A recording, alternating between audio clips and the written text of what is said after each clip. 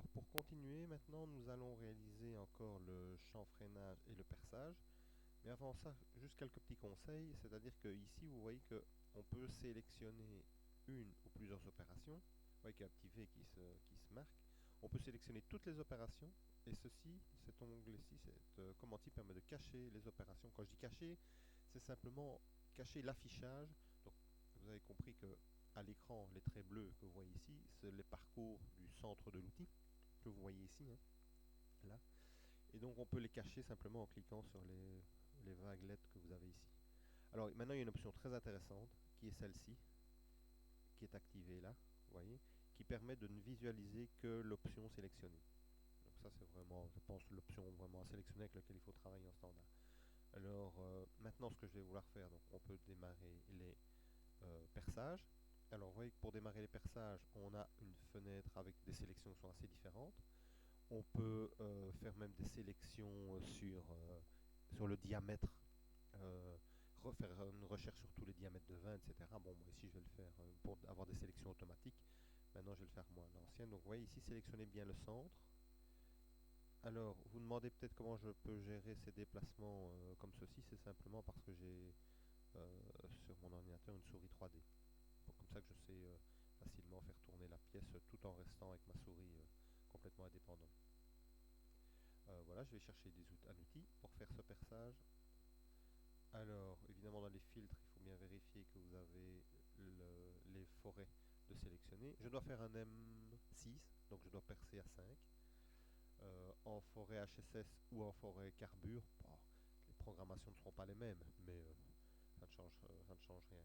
Donc ici, ce forêt carbure, je vais le mettre en 4. D'accord. Alors, vitesse de coupe 130 mètres, ça me paraît correct. Et une avance, attention, c'est des avances par dent. Donc je vais mettre un point, ça me fera 0,2 par tour. Euh, alors, ligne paramètre pour la profondeur. Alors la profondeur, je peux aller sélectionner le fond du trou ici.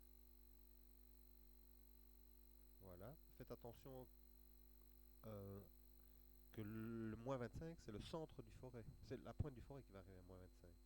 On peut rajouter au calcul. J'ai un diamètre de 5. J'ai un angle de pointe ici de 140. Oui, les forêts carbures ont souvent des angles de pointe plus importants que les forêts HSS qui ont la réputation d'avoir un angle de pointe de 118. Et vous voyez qu'il faut descendre un millimètre plus bas. En descendant un millimètre plus bas, j'aurai bien la partie active de mon forêt qui sera à moins 25. Alors ici, je vais prendre le retract, je vais le mettre à 5 parce que dans le cycle, quand je vais faire du cycle avec débourrage, il va remonter jusqu'à ce plan de retract. Donc si je mets 25, ça fait trop haut, c'est un petit peu dommage. Voilà, donc j'ai mon forêt, cut paramètre. Je choisis pec drill, c'est avec débourrage. Et je vais débourrer tous les 5 mm. Je descends de 5, je sors, je descends de 5, je sors. C'est toujours une bonne sécurité. Voici des perçages. Alors après les perçages, pour ne pas sélectionner la géométrie, ce que je peux faire, c'est faire un copier. Et puis je vais faire un paste ici, un coller. Mais évidemment, je vais changer pas mal de choses. Je vais déjà changer, mettre mon outil. Donc l'outil, je vais aller chercher un nouvel outil qui va être un tarot ce coup-ci. Donc là, je change mes filtres. Affiche-moi les tarots à droite. Et je vais prendre le M6x1. Alors vous voyez qu'il y a les tarots par découpe ou les tarots forgés. Forgés, moi. Forming, donc qui déforment la matière, quoi. Je ne sais pas, vous en avez peut-être entendu parler lors du cours théorique. 5. Voici la vitesse de coupe. Ok, alors maintenant ici je vais choisir évidemment ce qui est très important, le ligne paramètre. Ben, je dois aller un peu moins loin, hein. Je vais mettre moins 20. Il faut regarder le plan ça. Hein. Je vais mettre moins 20. Je vais mettre dans les cuts ici, je vais choisir tape, cycle de taraudage. Normalement, quand je retourne dans les outils, ici, l'avance, comme je sais que j'ai un tarot, donc ici l'avance elle va se calculer automatiquement. C'est pas moi si je choisis 130 mètres, allez je vais mettre 100 mètres. Le taraudage, la vitesse d'avance n'a aucune espèce d'importance. Une fois qu'on a la vitesse de rotation, on a automatiquement la vitesse d'avance puisque j'ai pas de 1. Alors je valide, je pense que ça doit à peu près être bon. calcul. Voilà. Avec un tape, avec un pas de 1, c'est bien. Donc maintenant, qu'est-ce qui me manque? Le chanfrein. Alors le chanfrein, c'est pas génial de travailler en solide. C'est le seul... euh, voilà, le seul problème que j'ai avec sélectionner ces arêtes solides là, c'est que je ne suis pas capable de chercher tout le tour à ce niveau-là. Alors, je sais le faire, on l'a fait tout à l'heure, hein, chercher tout le tour à ce niveau-là. À ce niveau-là, je ne sais pas le faire et je sais le faire à ce niveau-ci, mais ça ne m'intéresse pas, c'est ça que je voudrais sélectionner. Bon, alors je vais tricher. Il y a deux façons de faire. Soit je dis je fais du pas par pas. Donc là, ici, je prends cette arête-là, plus celle-ci, plus celle-là, et faire tout le tour. Ça, c'est une possibilité. Alors maintenant, si je ne veux pas utiliser cette façon de faire, et que je veux choisir ça autrement,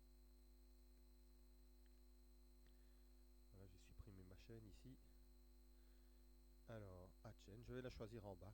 Vous avez vu qu'en bas, ça se passait beaucoup mieux. Alors, pourtant, c'est pas là que je veux faire le contournage, hein, on est bien d'accord. Mais je vais tricher, vous allez comprendre. Mais attention, ici, regardez, vous voyez, je suis du mauvais côté. Et je tourne dans le mauvais sens. Donc je sais faire un clic droit, change side, c'est déjà bien. Et puis je vais aller dans l'autre sens, donc là c'est reverse chain. Voilà, comme ça, là je suis du bon côté et dans le bon sens. Pour travailler en avalant et en mettant la fraise du bon côté. Alors, mes outils, je vais aller chercher un outil à chanfreiner. Donc là je vais toujours aller dans les filtres et mes outils à chanfreiner sont là. Spot drill, je vais y arriver, center drill. Le spot drill, en fait c'est un spot drill qu'on utilise physiquement de 10. Je le mets en 6. Bon, la position où on le met, on verra ça évidemment sur la machine après, hein. Donc ici je vais mettre une vitesse, c'est un outil carbure. Je vais mettre 130 mètres, ça me paraît bien. Pas avancer trop vite. Bon, il n'y a que deux dents, hein, on va les vérifier, mais ces forêts-là n'ont que deux dents. Carrément une, lui. Ah oui, on a quand même deux. Voilà. Alors, qu'est-ce que je dois voir? Ah oui, c'est ici que c'est très important. Ici, je dois choisir, là, l'option chanfrein 2D. Alors, le chanfrein, physiquement, on lui met sa valeur d'un millimètre et on fait dépasser l'outil. De combien? De 2 mm par exemple. Pourquoi? C'est pour essayer d'utiliser le plus cette zone-là de l'outil, qui est la plus efficace, parce que là j'ai une vitesse de coupe très faible. Et en plus, ici, l'outil est plus rigide. Donc c'est mieux de faire son chanfrein avec cette zone-ci qu'avec cette zone-là. Donc il vaut mieux descendre ici la zone. Alors si on fait ça maintenant, qu'est-ce qui va se passer? Regardez, ça va être la catastrophe, évidemment.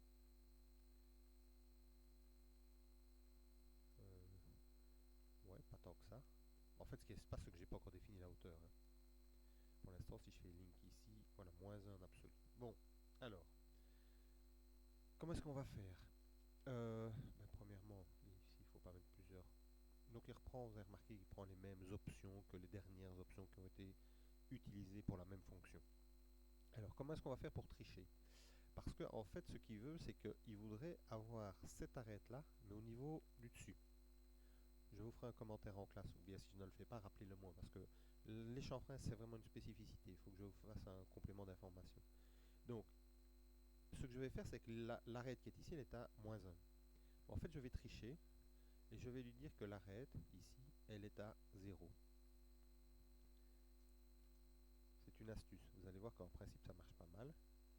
Donc, si je recalcule, bon, je rentre dans le rayon, c'est peut-être pas idéal. Donc, ce que je fais maintenant, je vais faire la simulation. Comment est-ce que je vois si mon chanfrein est bon? Je fais une simulation, je viens en pas par pas, et je viens voir si mon chanfrein est bien à la bonne position. Alors, qu'est-ce qu'on peut faire comme commentaire? On voit bien que mon outil est bien tangent. Je pourrais encore descendre un peu pour usiner encore plus avec cette zone-ci qu'avec cette zone-là, mais enfin, c'est déjà pas mal. Voilà, ça va assez bien se passer. D'accord, voilà, on a terminé, mais je vais encore faire une vidéo, je reviens dessus.